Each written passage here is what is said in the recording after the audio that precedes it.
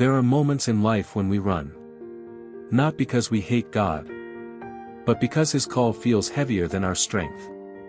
We chase comfort, we escape the call.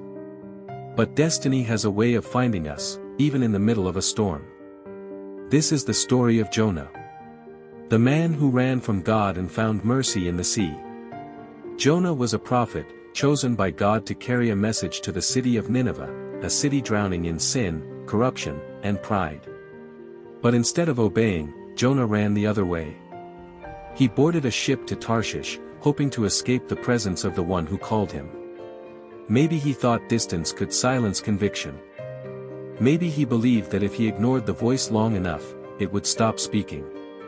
But you can't run from a God who owns the wind and the waves. As the ship sailed farther from shore, the skies darkened. The sea began to roar. The storm grew fierce. The sailors panicked, throwing their cargo overboard to lighten the ship. And Jonah, the cause of it all, was fast asleep below deck. While everyone else fought to survive, the prophet of God was trying to hide from purpose. They woke him up and cried, "Pray to your God that we may not perish."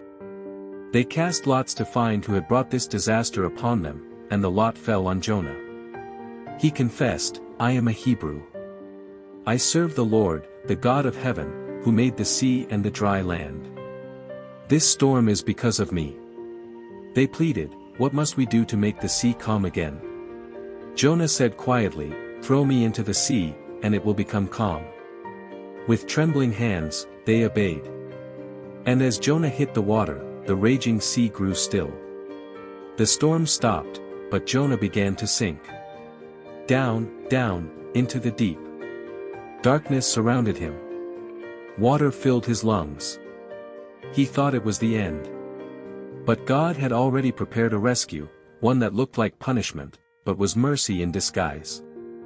A great fish swallowed Jonah whole. 3 days. 3 nights. In the belly of that fish, Jonah met himself, and his God. Alone in total darkness, he began to pray. Not the casual kind of prayer you say when life is easy, but the desperate kind that only pain can produce. He cried, "Out of the belly of hell I cried, and you heard my voice." Jonah discovered that even in the depths, God still listens. Even when you've run too far, grace still reaches farther. In that moment of surrender, Jonah said, "I will sacrifice to you with the voice of thanksgiving." Salvation belongs to the Lord.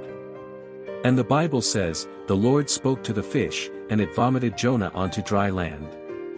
The man who once ran from God now ran for him. Jonah went to Nineveh and declared the word of the Lord, 40 days from now, Nineveh will be destroyed. The people believed. They fasted, they repented, and they turned from their evil ways. And God showed mercy.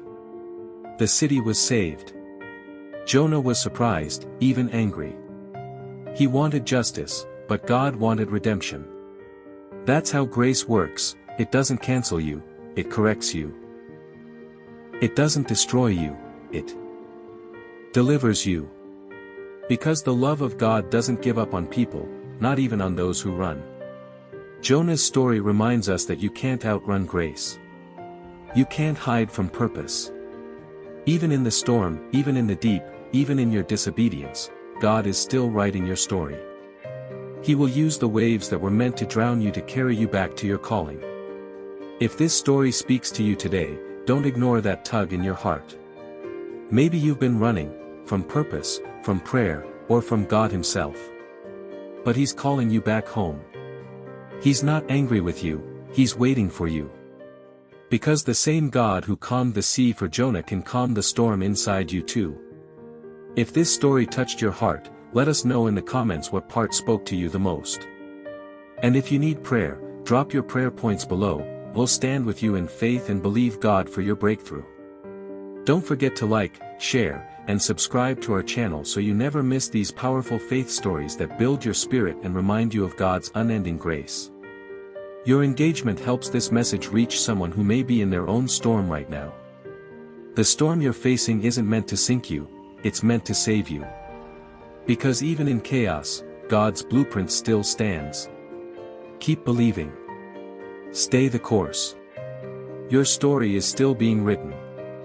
By the author who never fails. This is Heaven's Blueprint.